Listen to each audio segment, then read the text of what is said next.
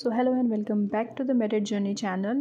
This is the second video of our cardiovascular series where we are going to see about the cardiac action potential, जहाँ पे काफ़ी type के questions form हो सकते हैं like these are the frequently asked subjective wise questions like short note on the cardiac action potential, significance of the plateau phase, why the cardiac muscles cannot get fatigue, difference between pacemaker non-pacemaker potential, and what are the pre-potential or pacemaker potentials, then effect of the vagal and the sympathetic stimulation on the action potential.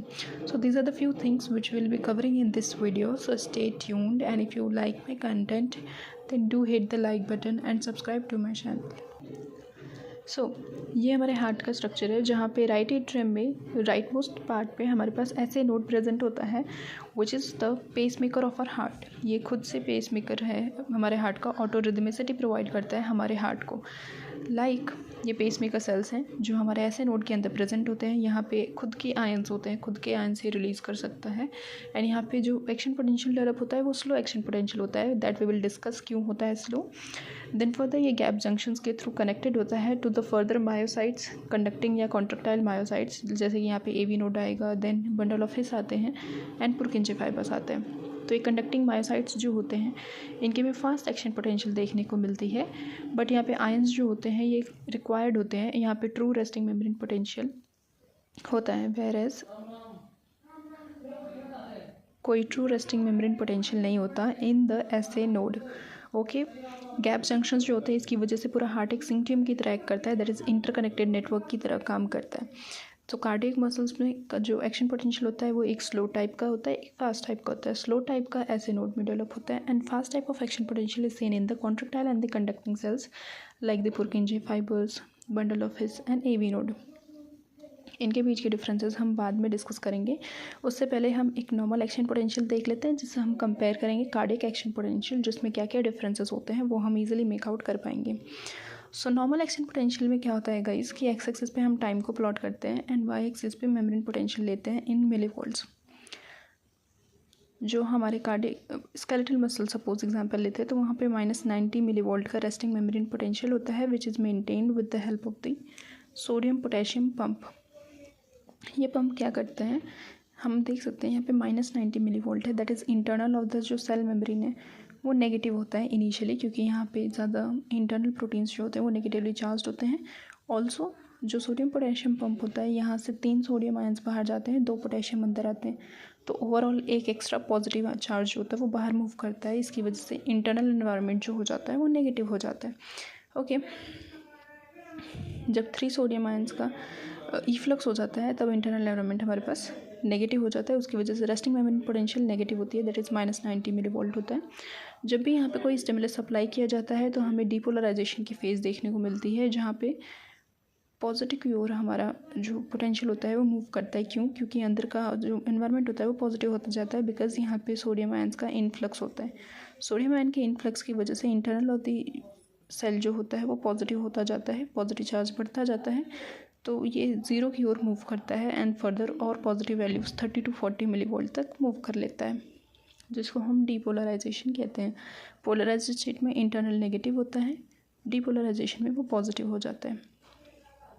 फिर further क्या होता है, जो potassium channels होते हैं उनकी opening होती है जिसकी वजह से पोटेशियम आयंस की इफ्लक्स हो जाती है और अंदर जो होता है वहाँ पे नेगेटिव चार्ज वापस से बढ़ने लग जाता है क्योंकि पॉजिटिव चार्ज बाहर जाने लग रहा है. तो रिस्टोरेशन हो जाती है, तो इसको हम कहते हैं रीपोलराइजेशन.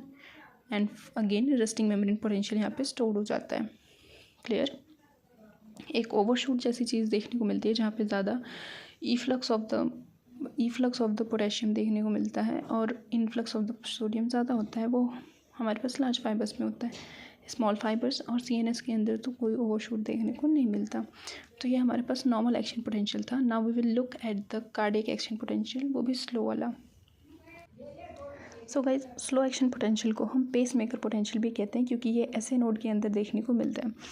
इनिशियली क्या होता है यहाँ पे मैक्सिमम नेगेटिव पोटेंशियल होती है. ये कोई रेस्टिंग मेम्ब्रेन पोटेंशियल ट्रू नहीं होती क्योंकि यहाँ पे किसी आयंस की मूवमेंट की ज़रूरत नहीं होती है. ये क्योंकि ऑटो एक्साइटेबल होता है, खुद से ये जनरेट होता है, खुद से ये स्टॉप हो सकता है. वैसे स्टॉप नहीं होता, स्टॉप होता है तो ह्यूमन बीइंग की डेथ हो जाती है. ओके, तो मैक्सिमम नेगेटिव पोटेंशियल यहाँ पे है, इसको किसी स्टिमुलस की ज़रूरत नहीं होती. और यहाँ पे फनी चैनल्स की ओपनिंग होगी, जिसकी वजह से slow entry of the influx of the sodium channels होंगे थ्रू द फनी चैनल्स, जिनको हम HCN चैनल्स भी कहते हैं। इनको फनी चैनल्स क्यों कहते हैं आपको अभी थोड़ी देर में पता लगेगा। इसके बाद slow entry of the calcium channels भी होती है। कैल्शियम चैनल के थ्रू कैल्शियम आयंस की स्लो एंट्री होती है through the T channels, that is transient channels, जो स्लो एंट्री करवाएंगे, ट्रांजिएंटली थोड़े टाइम के लिए ओपन होंगे। जब कैल्शियम आयंस की एंट्री हो रही है तो इंटरनल ऑफ द एनवायरनमेंट जो होता है सेल का, वो नेगेटिव से पॉजिटिव की तरफ शिफ्ट होता जा रहा है, तो इसकी वजह से ये ऊपर शिफ्ट होगा एंड एक threshold value that is -40 millivolt तक पहुंच जाता है, जिसको हम प्री पोटेंशियल या तो पेसमेकर पोटेंशियल कहते हैं। ये क्या है, थ्रेशोल्ड वैल्यू है -40 मिलीवोल्ट जो होती है। उसके बाद फर्दर डीपोलराइजेशन देखने को मिलता है, क्योंकि L टाइप के जो कैल्शियम चैनल्स होते हैं वो ओपन हो जाते हैं, तो इंटरनल ऑफ द जो भी इंटरनल ऑफ द सेल होता है वो और ज़्यादा पॉजिटिव होता जाता है, ठीक है, क्योंकि कैल्शियम आयंस की और एंट्री होती जा रही है। बट एक स्टेज आती है जब पोटेशियम आयंस की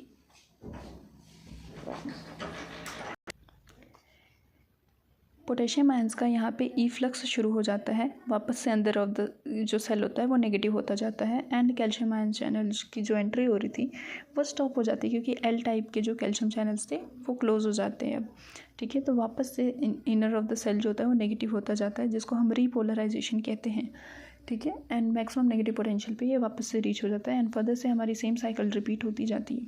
so this is the slow action potential or the pacemaker potential, which is seen in the pacemaker of the heart, that is the SA node.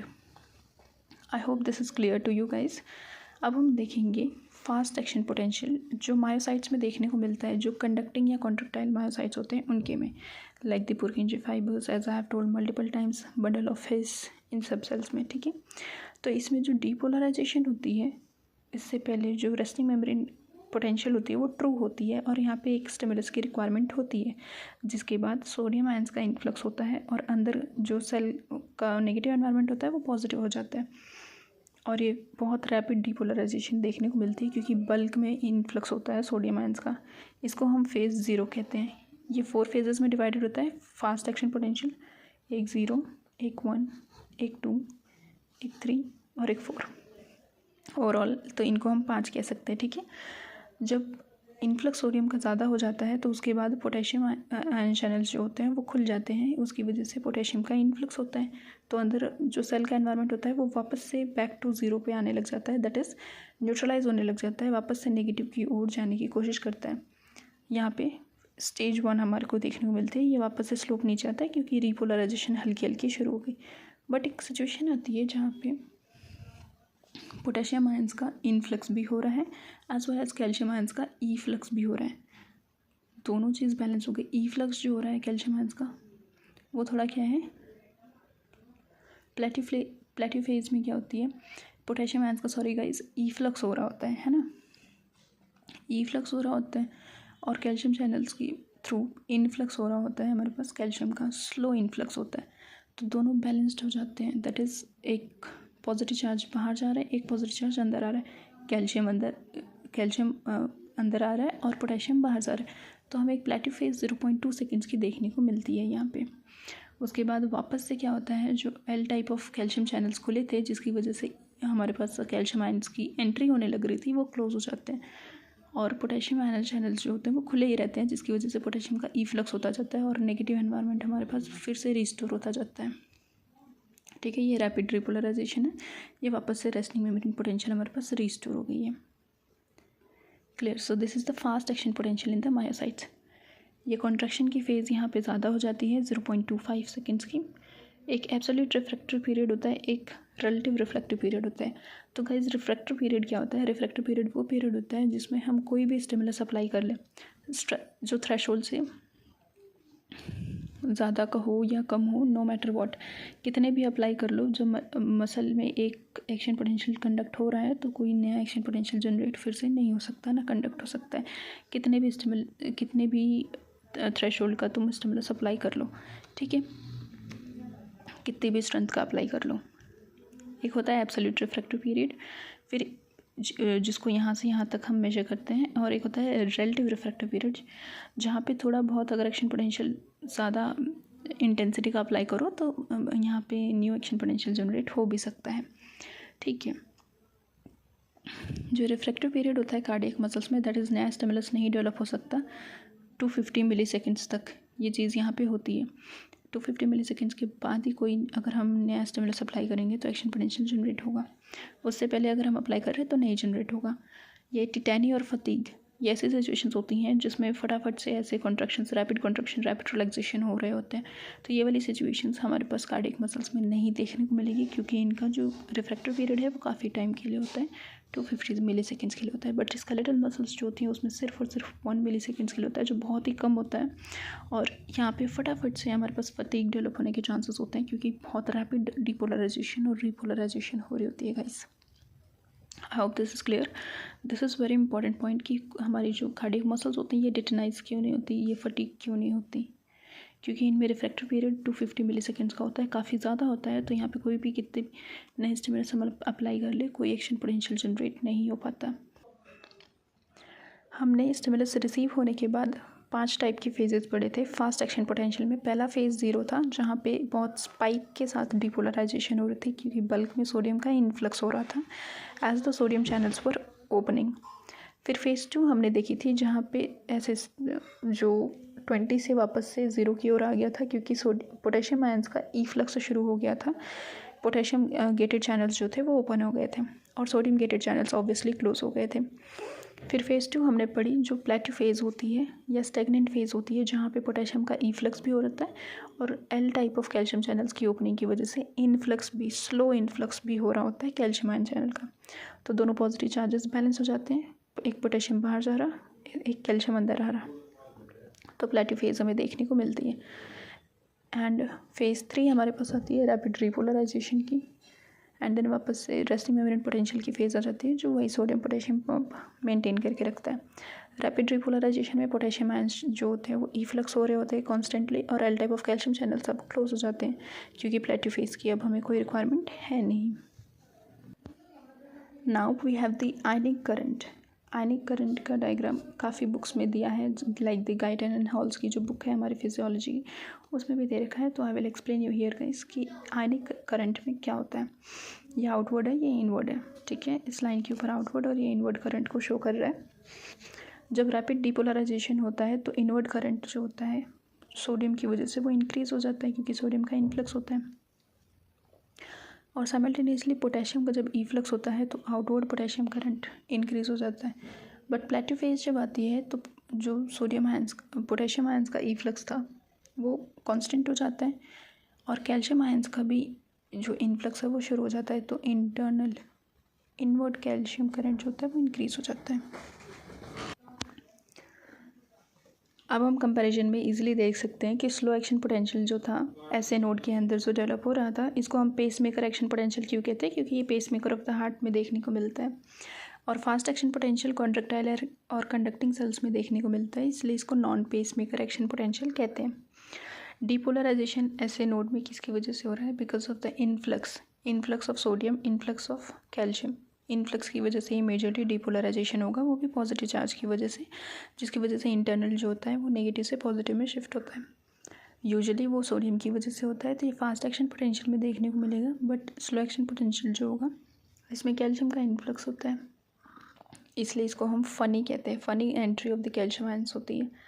और यहाँ पे true resting membrane potential exist नहीं करता है, क्योंकि ये auto excitable होता है, इसको किसी आयंस के इन्फ्लक्स की ज़रूरत नहीं होती है। यहाँ पे मैक्सिमम नेगेटिव चार्ज जो होता है वो खुद से डेवलप्ड रहता है। और फास्ट एक्शन पोटेंशियल में ट्रू रेस्टिंग मेम्ब्रेन पोटेंशियल देखने को मिलती है, जहाँ पे influx of the sodium ions होते हैं, और यहाँ पे सोडियम पोटेशियम पंप एक्ट कर रहा होता है to establish the resting membrane potential. Slow action potential self excitatory होते हैं, क्योंकि ये पेस मेकर खुद से एक्साइटेबल होता है। और जो फास्ट एक्शन पोटेंशियल होते हैं, यहाँ स्टिमुलस प्रोड्यूस होने के बाद ही एक्शन पोटेंशियल जनरेट होता है। प्लेट्यू फेज या तो फेज़ 2 जो होती है वो फास्ट एक्शन पोटेंशियल में ही जनरेट हो सकती है, स्लो एक्शन पोटेंशियल में नहीं देखने को मिलती। स्लो एक्शन पोटेंशियल में जो डिपोलराइजेशन थी वो स्लो थी, वेयर फास्ट एक्शन पोटेंशियल में डिपोलराइजेशन बहुत रैपिड हो रही थी, एकदम स्ट्रेट वर्टिकल। और रिकवरी जो स्लो एक्शन पोटेंशियल है वहाँ पे फास्ट थी, बट फास्ट एक्शन पोटेंशियल में रिकवरी हमें काफ़ी स्लो देखने को मिलती है, कुछ इस प्रकार से। सिंपैथेटिक स्टिमुलेशन ऐसे नोड पे अगर हम देखेंगे तो यहाँ पे हार्ट बीट ओवरऑल मैं बता रही हूँ गाइस इंक्रीज़ होगी, तो ये जो फ्रीक्वेंसी है पीक्स की वो कम होती जाएगी, वो फास्ट होती जाएगी और इनकी ड्यूरेशन क्या होती है वो कम होती जाएगी। पैरासिम्पैथेटिक स्टिमुलेशन को वेगल स्टिमुलेशन भी कहते हैं, जहाँ पे हार्ट रेट हमारी स्लो हो जाती है। सिंपैथेटिक स्टिमुलेशन में नॉरएपिनेफ्रिन का रिलीज़ होता है, वेरस पैरासिम्पैथेटिक में एसिटाइलकोलिन रिलीज़ होता है from the nerve endings. Norepinephrine act करते हैं on the beta 1 adrenergic receptors, जिसकी वजह से पोटेशियम और कैल्शियम की परमिबिलिटी इंक्रीज हो जाती है, तो फनी चैनल्स की डिपोलराइजेशन फास्ट होती है और कैल्शियम का इन्फ्लक्स सेल टाइप चैनल्स के थ्रू फास्ट होता है, जिसकी वजह से जो हमारे पास स्लोप थे इनिशियली जो स्लोप बन रहा था वो और इंक्रीज़ हो जाता है and rate of spontaneous discharge बढ़ जाता है। वेरस पैरासिम्पैथेटिक स्टिमुलेशन में पोटेशियम के लिए कंडक्टेंस जो होती है वो नोडल टिश्यूज़ में बढ़ जाती है, तो हाइपरपोलराइजेशन की सिचुएशन देखने को मिलती है, जहाँ पे प्री पोटेंशियल का स्लोप डिक्रीज़ हो जाता है। सिंपैथेटिक स्टिमुलेशन में हमारा नॉर्मल ग्राफ जो होता है वो कैसा होता है, कुछ ऐसा होता है, और जब सिंपैथेटिक स्टिमुलेशन यहाँ पे अप्लाई की जाती है तो स्लोप इंक्रीज़ हो जाती है और ज़्यादा, क्योंकि यहाँ पे कैल्शियम और फिर सोडियम के लिए परमेबिलिटी इंक्रीज़ हो जाती है। वेरस पैरासिम्पैथेटिक स्टिमुलेशन में हमारे पास पोटेशियम के लिए परमेबिलिटी इंक्रीज़ हो जाती है, तो यहाँ पे हाइपरपोलराइजेशन वाली सिचुएशंस देखने को मिलती हैं। फ्रिक्वेंटली आज सब्जेक्टिव क्वेश्चंस को अब हम इजीली रिप्लाई कर सकते हैं, like what are pre potential या पेस मेकर पोटेंशियल। ऐसे नोड के अंदर जो पोटेंशियल डेवलप होता है उसको पेस मेकर पोटेंशियल कहते हैं। इफेक्ट ऑफ द वेगल या पैरासिम्पैथेटिक एक्टिविटी क्या होती है, पोटेशियम के इफ्लक्स को ये स्टिमुलेट करता है, हाइपरपोलराइजेशन की सिचुएशन पे जाता है। क्लियर। प्री पोटेंशियल का स्लोप जो होता है वो उसको और क्या कर देता है, कम कर देता है, तो ये स्लो हमारे को ये थोड़ा दूर दूर बनते हुए देखने को मिलते हैं। सिंपैथेटिक में हार्ट रेट इंक्रीज़ हो जाती है, तो यहाँ पे स्लोप क्योंकि इंक्रीज़ हो चुका है। Clear guys. Difference between the pacemaker and the non pacemaker potential हमने डिस्कस कर लिया है अभी। Short note cardiac action potential throughout हमने लेक्चर में यही पढ़ा है। Significance of the plateau phase. Plateau phase जो होती है ना, ये एक स्टैग्नेंट फेज होती है, जिसकी वजह से एक रिफ्रैक्टिव पीरियड हमारे कार्डियक मसल्स में काफ़ी ज़्यादा ड्यूरेशन का हो जाता है, तो उसकी वजह से कोई टिटैनी या फटीग हमारे कार्डियक मसल्स में डेवलप नहीं हो पाता। तो ये है significance of the plateau phase. Why the cardiac muscles does not gate fatigue, because of the longer refractive period. Thank you guys.